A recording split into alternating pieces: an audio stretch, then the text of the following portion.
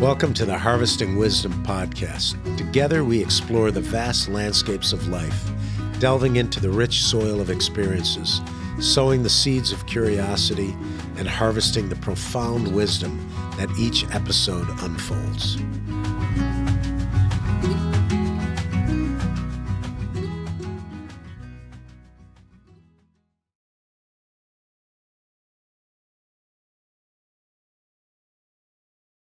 Hello, and welcome to another Harvesting Wisdom podcast. I'm your host, Mike McMahon. With me is Zach Brook. I've known about your operation, and I don't know, is Leslie still even working? She is. She is farm manager. Great. Yeah, she's a great person, and she worked at Agave Farms for a while, and before that, she was with your brother doing tomatoes, and that's right. So, welcome to the podcast. Thanks for being here. Can you give me, the listeners, a little bit of your bio, because you have a little unusual bio? Yeah, so I was a management consultant for 30 years, grew to be a partner at a management consultant company called Accenture. I was part of the partner group that brought Accenture public. Wow. And that gave me the opportunity to semi-retire. I semi-retired and got very concerned about climate change, sustainability. One of my favorite quotes is a Marie Curie quote that says, "I learn more to fear less." And so I decided that I would take that advice and go back to ASU and get a second master's in sustainability. The more I learned, the more I feared. So it didn't work in that particular instance. The more I learn, the more I realize I don't know anything. Yeah. And so I got about midway through that program and decided that rather than finishing that program, I would like to try it and see if I could create a farm, an enterprise, where we used sunshine, rainwater, and other people's garbage to feed and house ourselves. So our North Star was 10 families on 10 acres using no other inputs, sunshine, rainwater, and other people's garbage. And so I set out to try and build it. And what you see here 7 years later we had a 10-year plan. And I like to say we're 40%, we're 6 years elapsed where we've completed 40% of where we need to be. Yeah. And there's a lot of reasons why it's taking longer than it should. We've done a bunch of stuff that we didn't expect to do at that initial plan. No, it's interesting. I used to have Agave Farms in town, which is it was meant to be a pop-up. Yep. We were there 6 years, and I did all kinds of different things there, mostly spent money. But it was great, and it was an eye-opening for me because I was in landscape business and I had my path, right?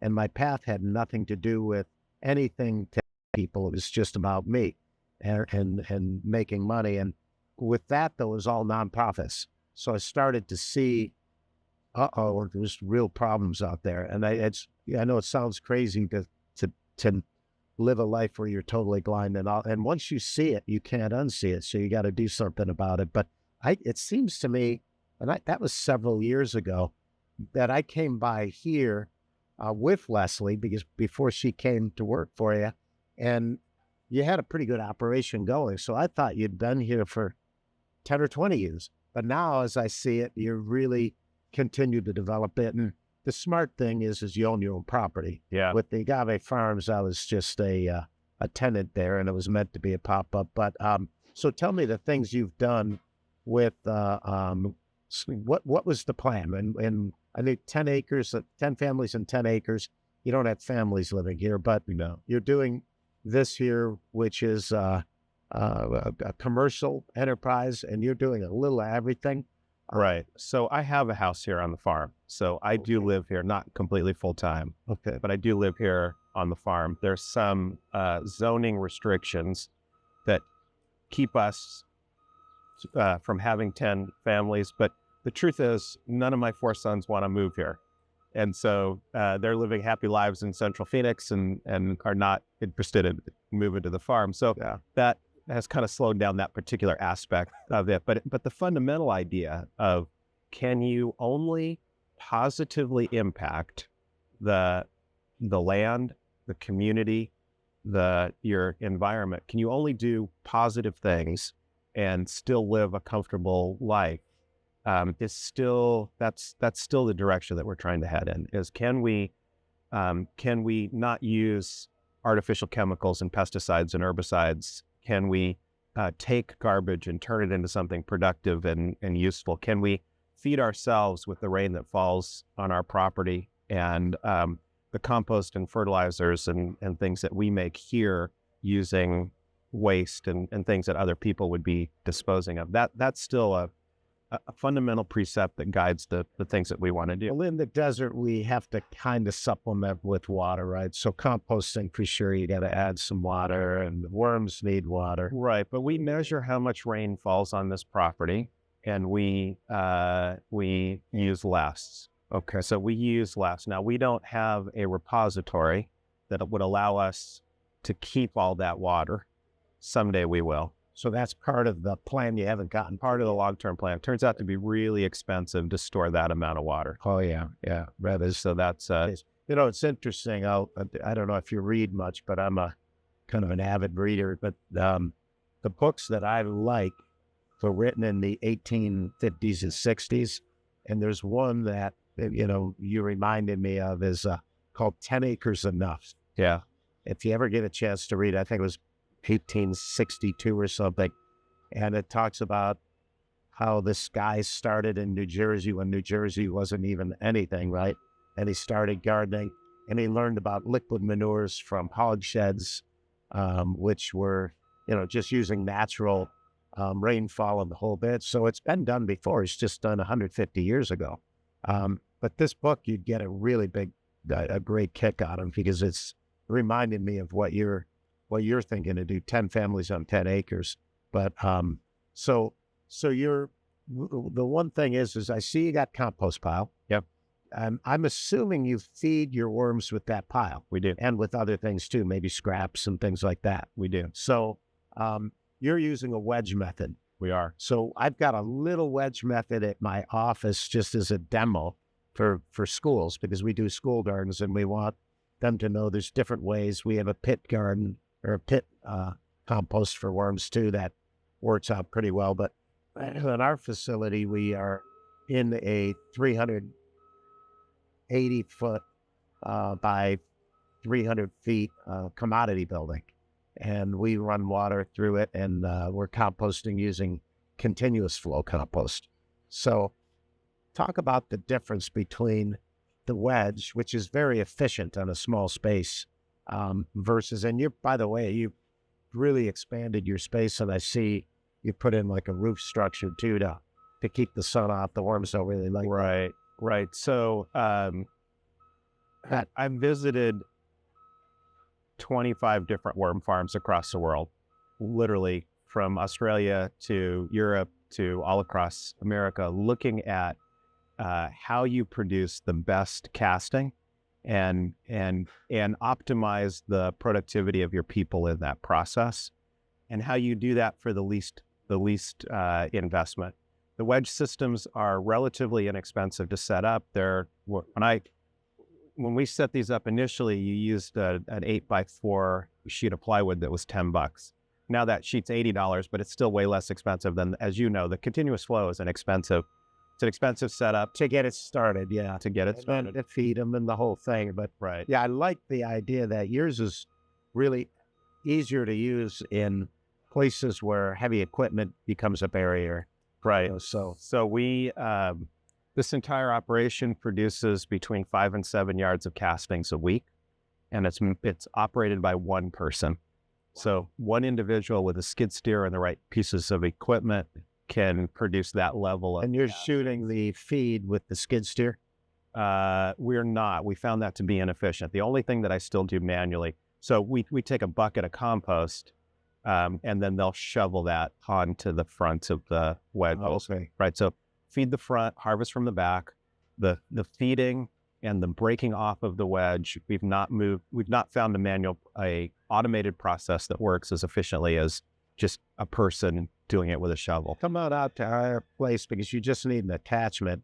We feed 6 rows that are 350 feet long, in about 20 minutes. And you do that with a side discharge bucket? Yeah.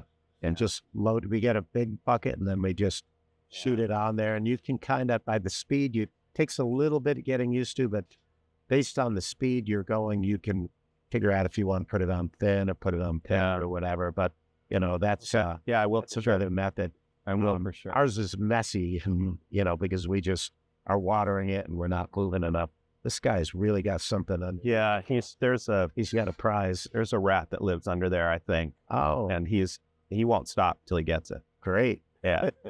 Yeah, that's funny how the life cycle works. Right? Yeah, so rodents are an issue at any farm. Oh, of course, particularly one where you're bringing in waste. We have 2 dogs that do a really good job. 2 dogs and 4 owls and 2 hawks. Oh, yeah, the birds do a phenomenal job. They're pretty good at that. So you're composting, are you composting animal manure We as are. well as, so you get horse manure and then some wood chips? Correct. Wood chips, horse manure, and food waste. So vegetable waste. Well, this area that we're sitting in is new. I think. I can't remember the play structure back here for kids. Do you host schools and other people to come? Or is this We do. This is for my grandkids. Oh, The play structure was for my grandkids. I have 3 grandkids that live here in town. And one of my objectives is for them to wake up every single morning and say to my son, I want to go to the farm today. And so we try to build as many toys in here. They love mulberries and mulberry season. They'll come down and eat tomatoes or carrots or cucumbers, or today it's going to be peaches. So the play structure. is it peach? Yeah, our Even though peaches they're are ripe time of right the year. now. Oh, yeah. Our peaches are. It's May still. Yeah, our peaches are looking really good. When you take a wander through the food We're gonna forest, grab a peach. grab a peach, grab an apple, So grab a plum, grab an apricot. This is a really good time of year. I'm seeing development all around you. Yeah. And I guess I've grown up. I started landscaping almost 50 years ago, right? And that's how I knew your brother. But this was our corridor. Yeah. And to get out to like Pine Top, there was no 60. And so you had to take baseline all the way from, Buckeye, where you had to, because the 10 wasn't even built. We'd take baseline and it was all citrus, or in this area up here, it was Japanese flowers. Yep. And it was just a beautiful rural area. Yep. It's not that way anymore. It's how, as I'm driving right by, I see another subdivision right down on 19th Avenue going in. So you're becoming a pocket. Yeah. In a very urban space. What, do you have a lot of homeowners and residents that support? I know when I had agave farms, I had a huge legion of people that really was interested in coming and supporting them. Yeah. If you get a chance, we've put a sign directly at the entrance of this subdivision that's going across the street from us. It's 95% support. People like coming here, like what we're doing, buy their products here. It's a very, very vocal 5% that hates everything about us. They want to live by a picture of a farm, not by an actual farm. Oh yeah. They want the green. They like they want trees. The idea of it is great for them, but they don't want the smell. I know all my local people from there looking for jobs. Yeah. And then I explain to them every day, well, you're going to pick weeds. Yeah. That's the primary work. Right. Or you're going to do, or you're going to harvest. The harvest takes a day or whatever, a week, that part, but you're going to plant today, you're going to do this. But mostly it's weeds and cleanup and that kind of thing. And all they wanted to do is like sit in a chair like this maybe and have a cocktail and look at it. Right. And you can hear, I don't know if you can hear in the background, but what OSHA requires me to have backup beepers on all my heavy equipment. I can't turn that off. I don't want to turn that off. They're for the safety of my people and anybody that wanders by. But when it's 110 degrees outside, we start at 5 o'clock in the morning and we're done by noon or 1 o'clock. It's not safe for my people to be out there working. It's too hot. So if you like sleeping in and you buy a house immediately next to a farm, you can understand how you could be unhappy with me. So I'm sympathetic to the concerns, but they're existential threats. I can't make you happy and run my farm. Right. And I was here first, and so I'm trying to convince people who move here to like farms. But the practical reality is that we're going to have 174 new neighbors, and some of them are going to be not in my backyard. Right. Our experience is going to be that 20 or 30 of them are going to buy that house because it's affordable and it's close to downtown, and they can get a brand new build in an area that they want to build. And the farm is an impediment to their happiness, and they will slowly start to make that clear to a whole bunch of elected officials. Interesting. I think it's uncertain. I think it's at best 50-50 that we're still here in 5 years. Yeah.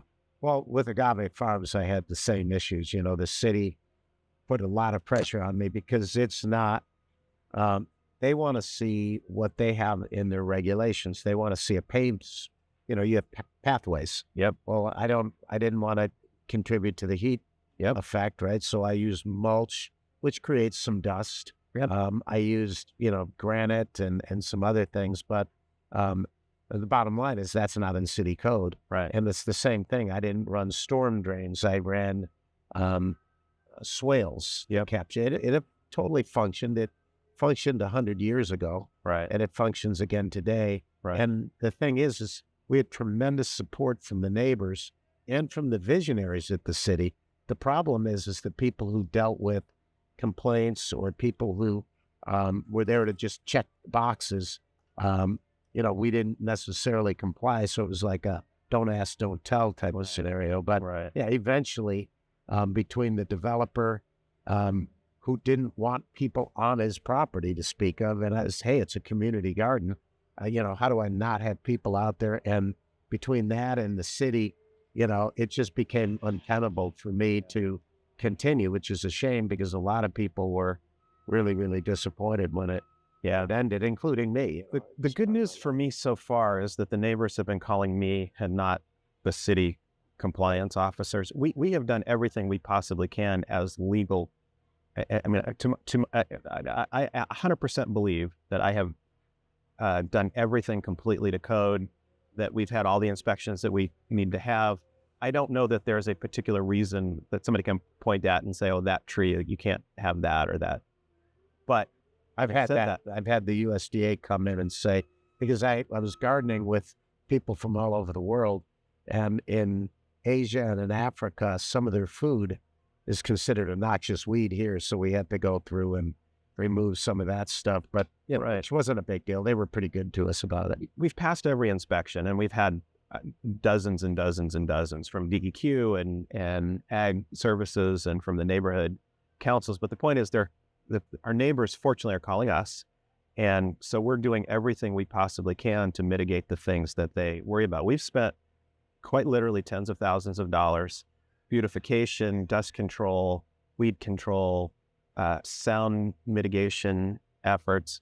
It's a concern for me. It's a big expense too. Yeah, it's a big expense, and it's a big concern. We worry for the long term. I'd like this place to be here 100 years from now. And what we worry about is climate change, and we worry about the growth of the neighborhood. South Mountain on any given day is 4 to 5 degrees cooler than the temperatures that they're getting in Central Phoenix. For now. And that's the important, 4 degrees matters in worms. And it can make a huge difference. If we can keep our worm wedges below 88, our worms thrive.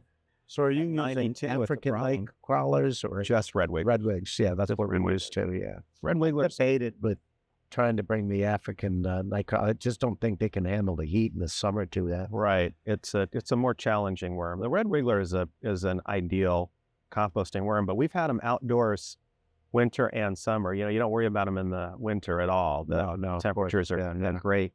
The summertime, this last year is the first year that we had any noticeable worm die off.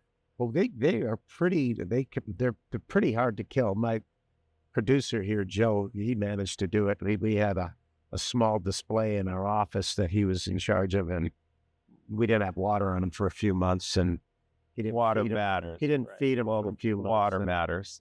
But the temperatures matter. And so when all these houses move around us, we lose that 4 or 5 degree advantage. That's a significant problem. Yeah, that's another one too. Yeah. So it's interesting to see what, how you'll go about it. But now I've noticed as I'm driving by, you've got a nice windbreak. It looks like a lot of edible food. Yeah. So it's more of more than a landscape. It's more of a foodscape. Right.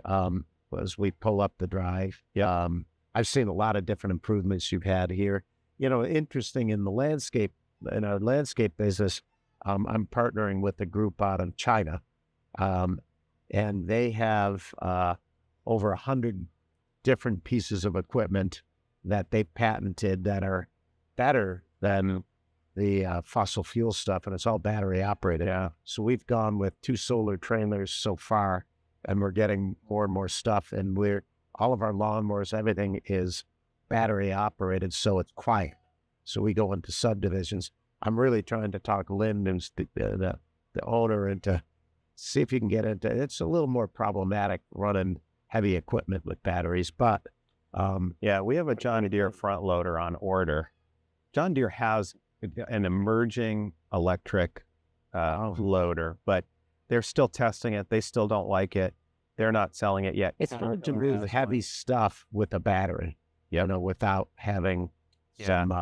Again, part of the 10-year plan is to put up a solar implementation, replace all of our trucks and all of our loaders, all of our fossil fuel burning stuff with electric, power them with the sun. It's theoretically possible. It's just not economical yet. We have. I've got a new business, a Zone 9 solar that we do for subdivisions right now, and we're doing them all over the place. People love them because you don't really even need permitting for them, but they're either 24 or 48, but you could put a few of them in here and almost operate your entire farm. Will come right off the grid. Yeah, I would very much like to do that. Yeah, I'll show you some of them. Yeah, no, I'd like to. We should have been talking years ago. I'd like to see that. We're both beating our heads trying to figure out how to do things, and sometimes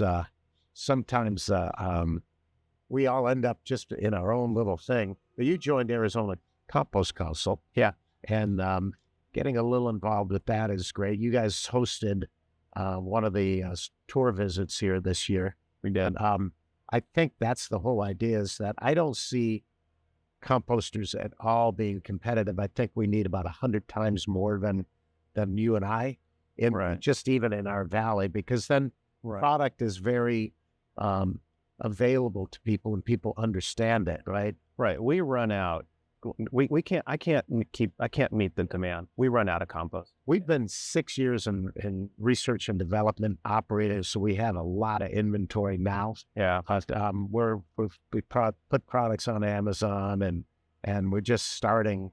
We literally started marketing last August. Yeah. So we're finally getting into that point, but we're way out on the other side of town. But it's great that you've got a demand, and I think the demand is there for sure for everything that can be produced, but it's the same concept. How do we take waste and use it all? Yeah.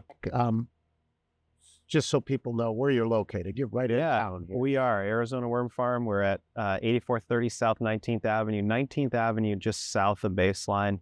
Pretty easy to get to us from almost anywhere in the valley. We're open in the summertime from 7 to 2, Tuesday through Friday, and 7 to noon on Saturday. A little bit longer hours in the winter. And you have compost available? Worm castings, and a raised bed mix. Starts. We grow a lot of vegetable starts, and we grow them, we think, as well as you can with insect frass and worm castings. We try and produce a extraordinarily healthy vegetable start grown in Arizona for Arizona seasons. So you're doing what you're preaching. Exactly. You walk into your big box store today, and the guy that bought all those vegetable starts lives in Atlanta, and for him, it's tomato season.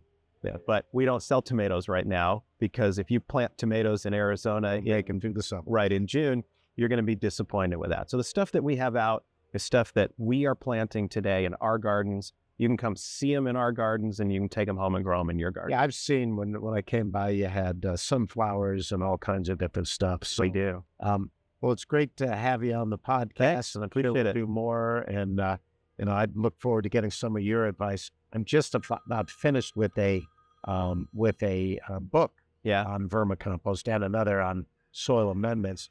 I want to have you take a look at that and tell me all the things that are bad. That'd be great.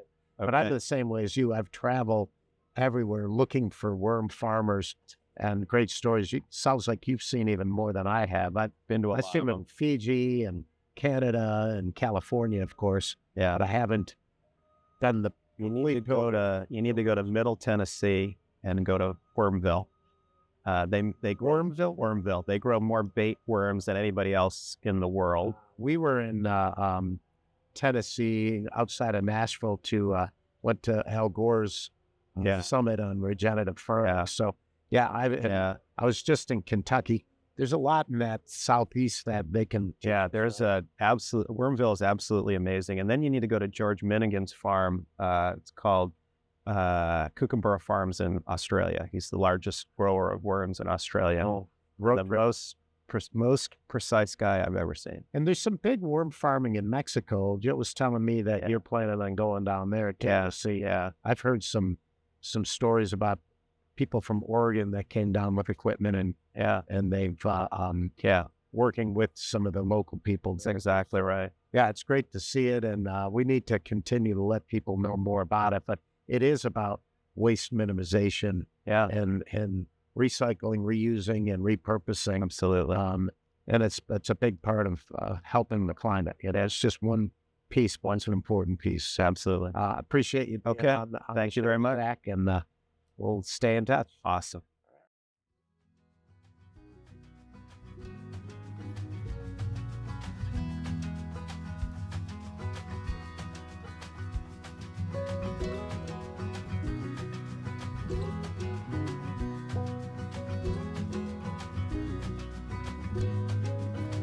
Thank you for joining the Harvesting Wisdom podcast. Click subscribe and like for ongoing insightful conversations. Explore our webpage for show notes and additional resources. Visit our guests' webpage for deeper insights. Your engagement is the foundation of our journey, and until next time, keep pursuing wisdom.